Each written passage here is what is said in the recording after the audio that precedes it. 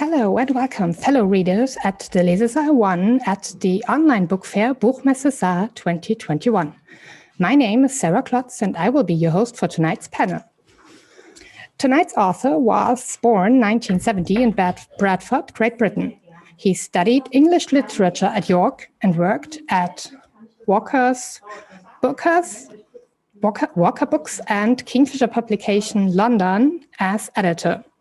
His first book was published in 1994, and since then, he has continually written many awesome novels for which he received great praise and many awards.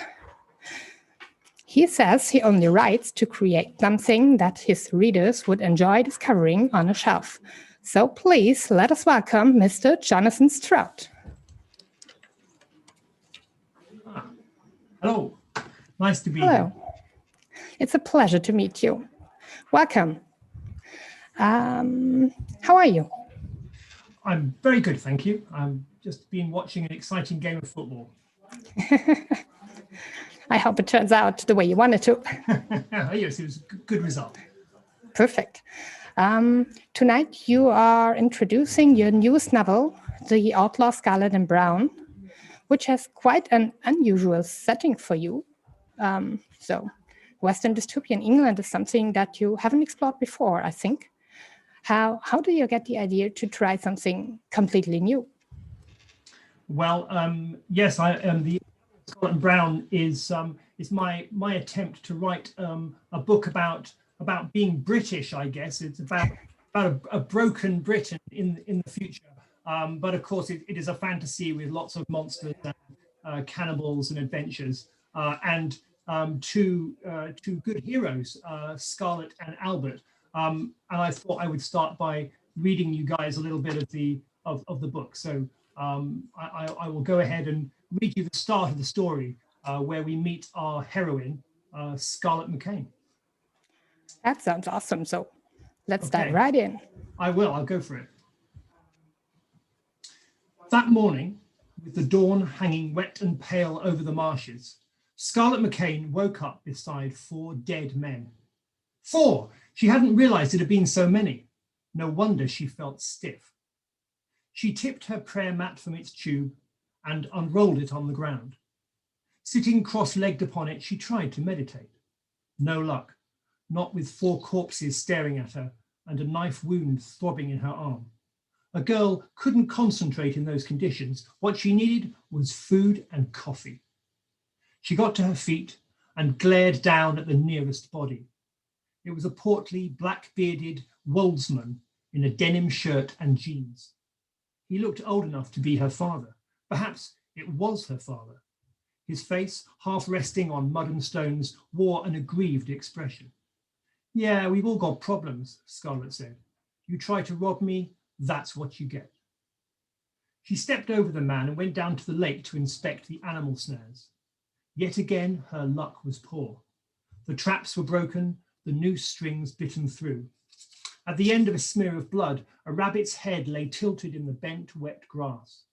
The long rust-brown ears were cocked upwards as if giving her a furry 2-finger salute. It was like the mud rats had deliberately left it that way. Scarlet McCain swore feelingly in the direction of the forest. Then she took a penny from her pocket and transferred it to the leather cuff box hanging at her neck. Already in the red, and she hadn't even had her breakfast. Back at camp, she brewed coffee over the remains of the night's fire. She drank standing up, straining the dregs through her teeth and spitting the black grit into the water of the stream. It would be a clear day, cool at first, but no rain. The hilltops of the wolds were picked out in buttery yellow, the western flanks still dark and blue. Way off beyond the edge of the fen, Scarlet could see the streetlights of Cheltenham showing behind the fortifications. As she watched, they shut off the town generator and the lights winked out. In another half hour, they'd open the gates and she could go in. She rolled up her blanket and slotted her prayer mat in its tube and then went to collect her sulfur sticks. 2 had been trampled in the fight, but 3 were okay. The smell had kept the mud rats off during the night. Scarlet shook her head. It was getting so you couldn't take a kip in case one of those bristly bastards slunk out of a bush and bit your nose off. The bigger rats would do that. It had happened to people she knew. She stooped to her rucksack, unclipped the 2 empty bottles and carried them to the stream. One of the men she'd killed was lying half in the water, face up, blonde hair swirling with the riverweed, a white hand floating above the pebbles like a crimped and curling starfish. Scarlett went upstream of the obstruction. She didn't want to catch anything. Her leather coat brushed against the reed stalks as she waded a few steps in and refilled her bottles. Mud and water reached halfway up her boots. She glimpsed her pale, round face hanging distorted beyond the ripples. Scarlett frowned at it, and the face frowned back at her. Its long red hair was tangled worse than the riverweed. She'd have to sort that out before she went into town. She was tightening the bottle tops when she felt the skin prickle on the back of her neck. She looked behind her, suddenly alert, her senses operating at a new intensity. The sun was rising over the Wessex wilds. Everything was lit a fiery, optimistic gold. There was almost no breeze. Out on the lake, the motionless water clung about the reed stems, as flat and blank as glass. Scarlett stood where she was, a bottle in each hand, trying to hollow herself out so that every available sensation came flooding in. Her eyes moved slowly round. No danger was visible, but that didn't fool her. Something had come out of the forest, drawn by the smell of spilled blood. So where would it be? A short distance from the shore, midway between the lake and the trees, the remains of ancient buildings protruded from humped grass. The melted walls were crags now, harder than rock and fused into strange black shapes.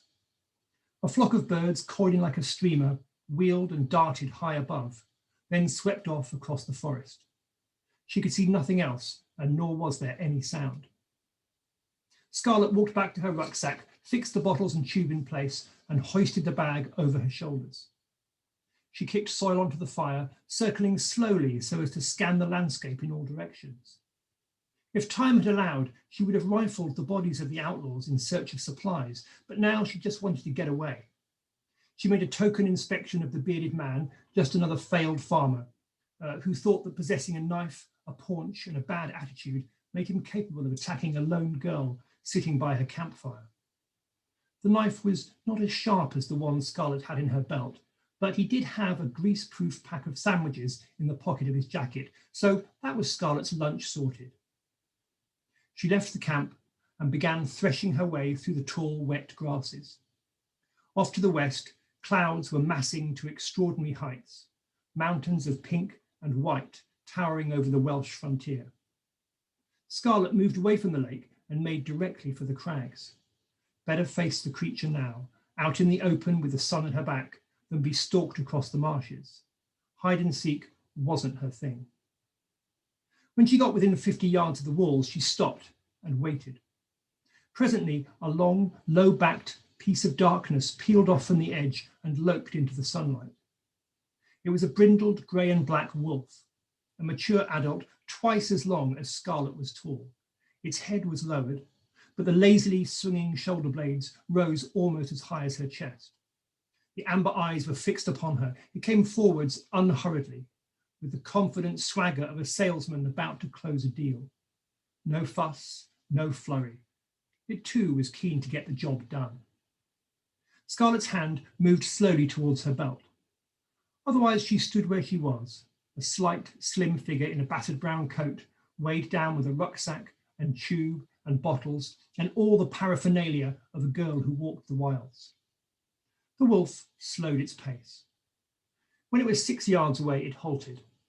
It raised its head to the level of Scarlett's, and she and the animal appraised each other. Scarlett took note of the wet fangs, the black lips, the intelligence burning in its gaze. Perhaps the wolf noted something in Scarlett McCain too. It turned its head. All at once it was trotting past her and away. Its thick, sharp tang whipped against her face and was gone. Girl and beast separated. The wolf ambled towards the lake, following the scent of the bodies.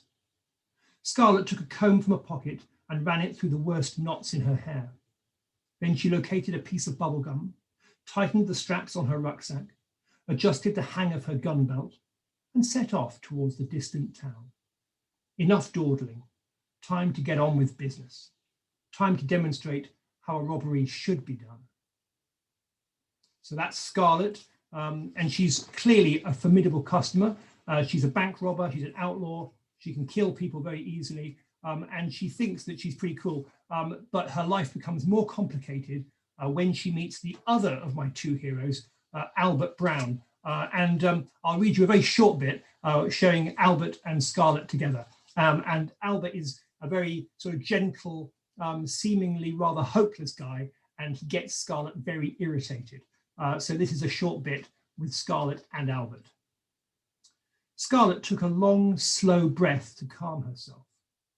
In the previous 24 hours, she had killed 4 men, committed a bank robbery, walked many miles across difficult country, been squashed by a bear, and acquired the unwanted company of an idiot. By any standards, it had been a long day. But worst of all, she had been unable to meditate that morning.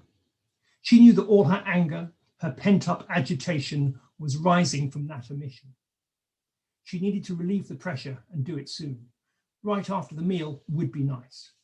She went to her pack and unclipped the plastic tube. Tipping out the mat, she spread it carefully on the ground at a distance from the fire, patting and smoothing out its rucks and curls. The boy was watching her. "Why are you doing this? What is that thing?" "I am setting out my prayer mat. I wish to pray." He nodded. "Praying, I have heard of that. So you do it on that old rag?" Scarlett paused. "I use this fragile sacred cloth, yes. And by the way, once I'm sitting on it, there are rules. You don't bother me, prod me, talk to me, or flick soil at my ears. You leave me alone and wait for me to finish." Albert Brown considered the matter. "So it's like a toilet then. Old Michael at Stonemore used to express himself in similar terms." Scarlett clutched preemptively at the cuss box, then took another deep, slow breath. "I won't strike you. Self-evidently you are a simpleton and have a head filled with clay. No, Albert, it is not like a toilet, quite the reverse. This mat, when it's unrolled, is holy ground." "Yet you plant your backside on it," the boy observed. "That is a sorry act, and surely disrespectful to the sacred cloth." Scarlett gave a bleak half smile. "It is not really so strange. When I sit upon it, I am in a state of grace." "So if I sat on it too, would I be in a state of grace?" "No, you'd be in a state of some discomfort, or I would beat you with a stick. Listen to me closely. Never let me catch you touching this cloth with your dirty fingers, let alone your ragged arse, or it will be the worse for you. It is my mat and mine alone. Do you understand?" "I do, Scarlett, I do." Thank you very much, Mr. Jonathan. That was great. No problem. Oh, thank you. The audience is totally smitten. Thank you. Oh, good. That's great. Well, it's nice to read a little bit out. So, yeah, where to start? We do have some questions in the chat. I will just let them go. The first one is from Skalinaja, and he asks, will the outlaw Scarlett and Brown be translated into Spanish? That's a great question. I hope so. We have not got a deal for a Spanish edition yet. So we are working on it. I would expect we will have a Spanish edition eventually. Yes. Okay. Then we have Alina Kalnibolochak, and she asks, I'm not quite sure if I'm getting the question, how to develop characters in the next book. So I think it may means how do you get the idea for the characters, and how do you develop them? Do you have a storyboard, or? Oh, it's a good question. For me, my characters develop organically. So I will start with maybe one scene, maybe Albert and Scarlett talking together, and I don't really know who they are or why what makes them work. But I like to have them talking, and they argue and they tell jokes, and they and slowly I uncover their personalities. So for me, it is like an exploration. I am meeting these guys, and I'm learning about them, and slowly I uncover who they are. So right now, I am writing the second book about Scarlet and Brown, Nice. and I am still discovering new things about them and about their past history. So it's a journey for me and for the reader also. That's actually something I really enjoyed, because Scarlett and Albert are such opposites. That's it's true. So there you can just feel the difference between them and how they argue, and you can totally understand why Scarlett just wants to go for Albert, because he's just in the way of everything. It's brilliant. Well, for me, it's a really important way of creating energy in a book. If your main characters are quite different and they are constantly rubbing against each other, then you get a lot of energy, you get humor, you get drama, you have, there's an energy which keeps the book moving forward. So I think in all my books, I try to have characters who come together and have to learn about each other, through the book. Oh yes, the first books I read were the Bartimaeus trilogies, and Yes, those have right. been a perfect example for that. The best for me, part that was, yeah, is probably the footnotes. That's just hilarious. It's brilliant. Yeah, the footnotes were great. It was just an idea when I was writing the voice of the genie Bartimaeus, and I wanted to think about, okay, he's so clever, he's been here for thousands of years, how do I make that real in the text? And I thought, footnotes, of course, he will give you all these extra bits of information, and so clever. So yeah, it was fun to do those footnotes. Yeah, they were fun to read as well. Let's see. Nihen Piao Liang asks, what was your favorite part about writing The Outlaws? Oh, a great question. Favorite part about writing Outlaws? There are different things that I love. One of the bits that I enjoyed most was there's a really scary bit late in the book where Albert and Scarlett are with a little kid, a little girl, and they're looking after her, and they go into up to a castle to get some food and things. And when they get there, they find the place is empty, and they walk around it, and the atmosphere gets more and more scary and oppressive. And then the kid disappears, and they're trying to find the kid, and they can't find it. And I really enjoyed doing it, because actually it frightened me. I got very sort of nervous myself, writing this. So sometimes you find a scene which kind of, you can just see it, and it's not easy to do, but it just comes out the way you want it. And so that was a really fun bit for me. Yeah. And it shows. It totally shows them. You can just feel it when you read the story. It's awesome. Oh, great. Yeah, it's a fun bit. Dang Chai Pyong Dang asked, or said, hi, I absolutely love The Outlaw Scarlet and Brown. Are you reading any books at the moment? And what is your favorite? Am I reading anything? Yeah. Well, strangely, before I began writing Scarlet and Brown, I did read a couple of great westerns. One of them was called True Grit, which is a really excellent sort of comedy drama, which I recommend, by Charles Portis.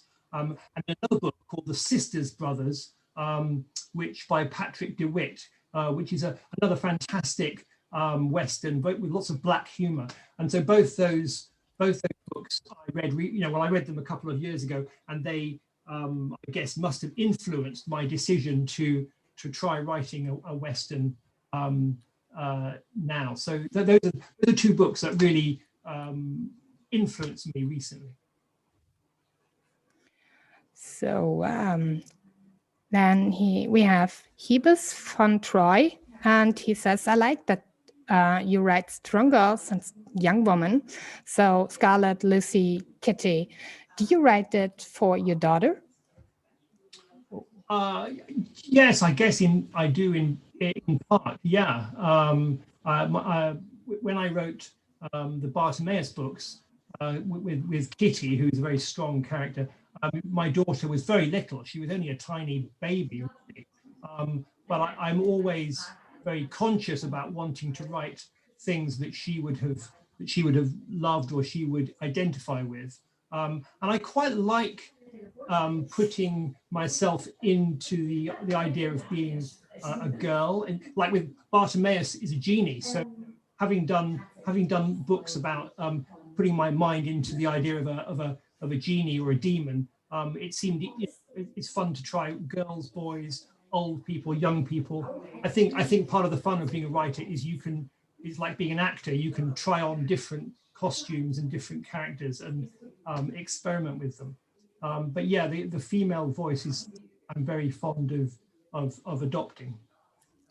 It's I have 2 boys, and my oldest is 10, and he totally loves switching gender, I say. So he loves strong female characters, yes. And it's something that's not quite often, I need to say. It's you have some novels, but mostly it's the male protagonists who play the main part. So to have a female leading is really great. I think it's really good, and I think things are shifting now. It's becoming a more fluid experience. For example, in Scarlet and Brown,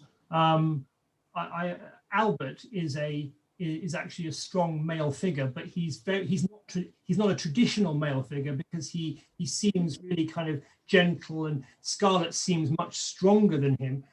So I think you can play around with gender and stereotypes, and it's all interesting. It's an interesting thing to play with. Yeah, it's and it's easy for young adults to actually access those views, because what I feel is happening is that the traditional role models are sort of cracking up, and yes. You have some variation in that, and which is really great. I think it's really great, because I think, as a guy, a lot of the things that make me who I am are things that are traditionally supposed to be female qualities. So we are all a mix. We are all a mix of these things, and it's good. It's good to be a mix, and it's good to experiment with different perspectives. Find your own voice and your own way. So yeah, I think books these days are helping in a small way, yes. with that revolution. Yes, they actually do. That's true. Let's see. Sophia and Inander and let's see. Hebes von Troy both ask. Oh no. Wait, I just mixed up those two. Sophia Ananda asks, what did you do the most research on when you wrote this book? Oh, wow, that's a great question. What research did I do? The good thing about being a fantasy writer is that you can kind of make everything up. I did check to see what the sea levels would have, if the sea levels had gone up by 5 meters, what has happened to the coastline. So I researched that. What I tend to do is I will read books of folklore. I will look at maps. I did a lot of looking at maps actually for this book. I had to think about the geography of England. I was going to change it, but I still wanted to make some things the same, like the River Thames was going to be roughly the same. So I had to play around with maps, and that was really good fun. Somewhere I've got In the end, I sort of made a little map nice. of the river, and London is completely gone. London has vanished, and we what a tragedy. Yes, no London, all gone. And it was so. This is the kind of research I had to make sure that the geography was right, the distances were correct, that sort of thing. I actually researched the name Wessex and discovered that it is an old, ancient, Saxony. That's right. It's an Anglo-Saxon kingdom. Yes. You're quite right. That's true. I forgot that I stole the names of these little kingdoms from these old kingdoms from Anglo-Saxon times, like over 1,000 years ago, Mercia and Wessex and Anglia. And so it was kind of nice to imagine the country breaking apart and almost going backwards into small countries again. It also helps to locate where your characters actually are walking and how far the distance to London is. It's true, yeah, and you need that with fantasy books. It's important that you have everything grounded. You need to feel that it's real. That if they are going from this place to London, how many days will it take to get there? And you have to figure it out. Okay, they're going by boat, so okay, maybe that will be 4 days. But if they're walking, how long would that be? So that's the kind of question you have to figure out and make it seem correct. So let's see. We have a question from Skalinaja, and he asks, will we get a sassy supernatural companion in further books? And with that, I might want to add the question of Elisa Rebecca, because she asks, can you already tell us something about the second book? And that she loved the first one a lot. Oh, that's great. Thank you. Well, it's true that in my Bartimaeus books and in my Lockwood Co books, a lot of the humor comes from a supernatural source. So it's a skull in Lockwood and Co, or Bartimaeus the genie. And so, yeah, we don't quite have that in Scarlet and Brown. It's more about the people, and Albert is almost like that because he's quite odd. He's a little bit of a strange guy, but no, we don't have a supernatural character. In the second book, we find out a lot more about Scarlet. The first book, you hear a bit about Albert and where he's come from and why he's running away, but you don't hear too much about Scarlet's story. But the second book, I'm writing lots of bits which will show us where she's come from and why she is as tough and as fierce as she is. So that should be good fun. Yeah, it actually teased quite a bit about Scarlet. That let's say not all is well. No, poor Scarlet. So. It's true. That will be very interesting to explore. It's nice I felt a bit bad in the first book. I knew that I was not giving too much information. I just thought it becomes too complicated. If you have, oh yeah, here's more about Albert. Oh, and here's Scarlet's story, and you have everything in together, become a bit messy. So I thought I will wait, and the next book we understand about Scarlet, so should be good. You certainly captured your audience or your readers, so we will all be sitting here and waiting for the second book to be published, probably more sooner than later. So I think I need to finish it in the next few months, because I think the plan is to finish it next year. In fact, I've already seen a cover, the German cover for the second book, so they are quicker than me. I have the book. Okay, haven't heard that before, that the cover is faster than the actual book. Oh, yes. But great. That will keep us waiting. Perfect. Let's see. We have S. Fanato, who asks, how many books or volumes of Scarlet and Brown are you planning? That's a good question. Well, I have a contract to do 2 books, so what, just 2. But I think that naturally there would be 3. That is how I see it. When I write a series like Lockwood or Bartimaeus, I usually have a kind of a vague, a faint idea of a structure. And with Lockwood, with Scarlett and Brown, I think, okay, the first book we hear about Albert, the second book we will learn about Scarlett's backstory and where she has come from.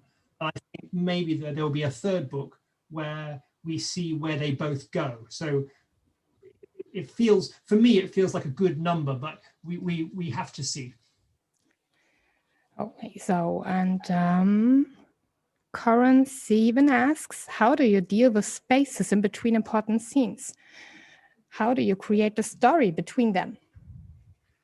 How do you join up the important scenes? Yeah, I think that you can't just write continuously on, because that would be way too much to put in a book. So you always have some true. No, jumping some days or hours. Yeah, that's a really good question. To begin with, I will write lots of different bits which aren't very good, and I'm trying to figure out how everything joins up, and I will write all kinds of scenes, and some of it will just be no good, and then I will look at it and I will take away large bits, and we just get left with the important bits, and usually I will have to rewrite those or change them around. It's a bit like making I always think of it, it's like making a nice necklace. You have lots of nice beads or jewels on your necklace, and you have to figure out which order they go in to make it look nice and satisfactory. And sometimes you need to make sure that you don't just have big things on your necklace. You've got to have small things in between to give it a nice shape. So some of the scenes are very quiet and they're small, and it's just Albert and Scarlett having a little conversation, just a few jokes. And you need that because then your audience can relax, and then you have another big scene with lots of action. So you have to think of it like like beads on a thread, and you have to just have a nice order, a nice rhythm to it, and that's how I try and do it. But I get it wrong many times before I get it right. Yeah, it's those quiet scenes are great to get a hint at the chemistry between Scarlett and Albert. They're really important. I mean, it was the same with the Lockwood and Co. books, where I had my ghost hunters would go out and fight ghosts, and you had these big scenes, and it was all really exciting and scary. But actually, the scenes which were more important were when they came home and they sort of sat there and they talk about it, and they get cross because they made a mistake or they make a joke. Those are the bits where the readers come to know the characters and feel affection for them. So we have another one from Hebus van Troy, and he says, Albert don't know yet that he's strong. He's on the way to discover it. And well, we have more from him to come in maybe the second volume. Yes, definitely. But both Albert and Scarlett discover who kind of more about who they are and what they need in that first book. And Albert starts off feeling quite vulnerable and weak, and he needs Scarlett to help him stay alive. But as the book goes on, he discovers, as you say, he discovers strength inside him and a sort of power as well. And Scarlett is the opposite. She starts off really strong, and she begins to learn to be a bit more caring and a bit more vulnerable, I guess. And in the second book, we will continue with Albert, and he he has to continue to learn how to control his powers and his own strength.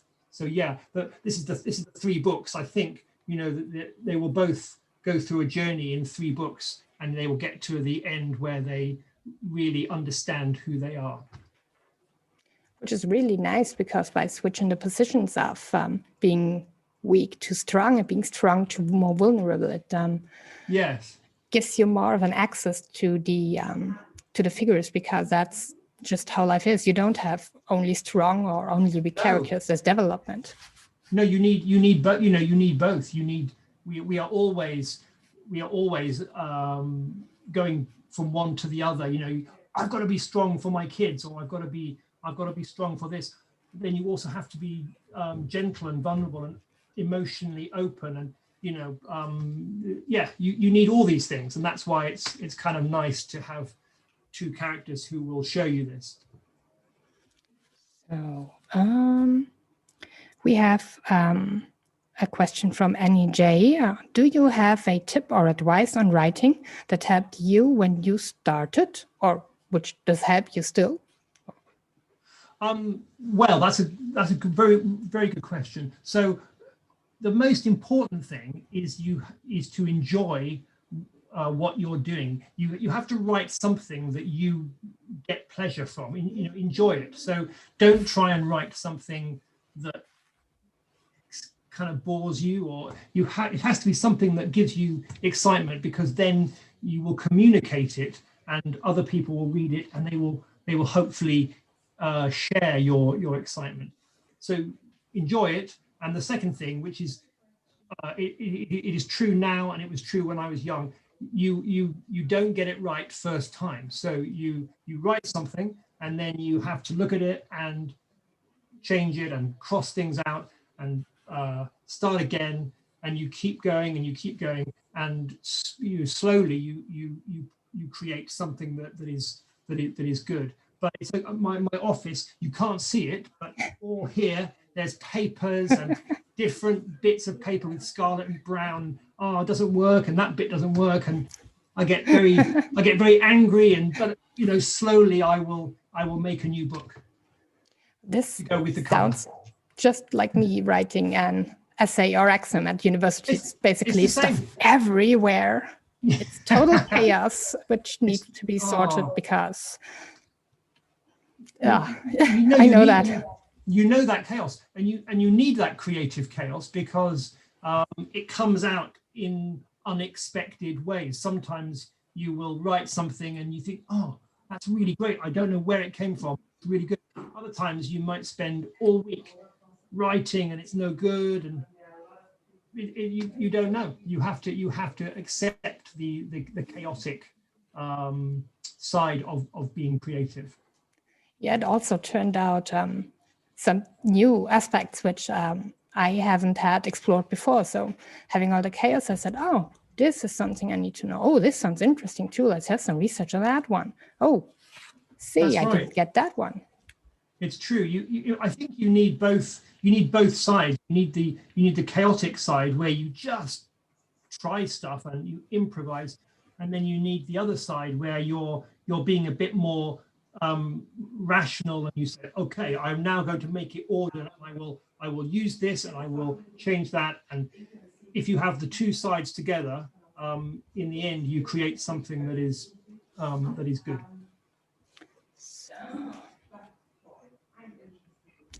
I have a question from Diana Tromedlov, and she said she's a big fan of the Lockwood series, and she's finding those totally epic, and she asks if those are in planning to be put into film or into a TV adaptation, the series.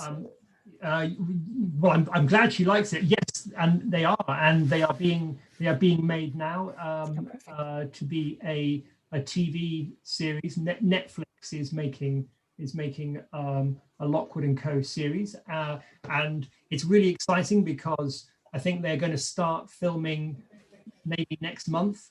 So I've seen some scripts and they are really good, and we will see some good good cast, I think, soon as well. So I'm really excited. I'm looking forward to hopefully visiting the set and seeing some of these places that I had in my head, created. It's going to be very, very thrilling for me. Just a second. Okay, so we have some 5 minutes left. I will unfortunately won't get every questions actually asked. There are many comments on that they really love the books, Lockwood or Scarlet and Brown or Bartimaeus. And there's one question that's really, maybe that's we can end it with that, and that is Hebes from Troy, and he says, do you write on a computer or old school on paper? What do you prefer? That's an excellent question. Well, I do both, actually. For example, if I'm right this week, I was trying to figure out the structure of of Scarlet and Brown #2. So when I'm working out the structure, I write it down just with pen and paper, and I make notes and I build maps, and I try and think of it, and I use my pen and paper. But when I'm writing the actual book, I will print it out. I will type it up straight onto the computer, and then I can print it, and I have it like a book. So for me, I do both, actually, and they're both important. I think I'm quite creative when I'm using pen and paper, but I've learnt to type the story because that's quick, and you can then straight away, it looks like a real book, and you can read it. Does it read like a good book? Okay. Do you have any famous last words for our audience tonight? Well, all I can say is thank you for joining us. I hope that you continue to read and enjoy my books and all the other great authors that are here at the festival, and also enjoy writing. I hope that I always get happy if my books inspire people to write and make their own worlds. So go out there and invent something beautiful. Thank you very much for joining us tonight and giving us such a great panel. It's a pleasure. Thank you so much for having me at your wonderful festival.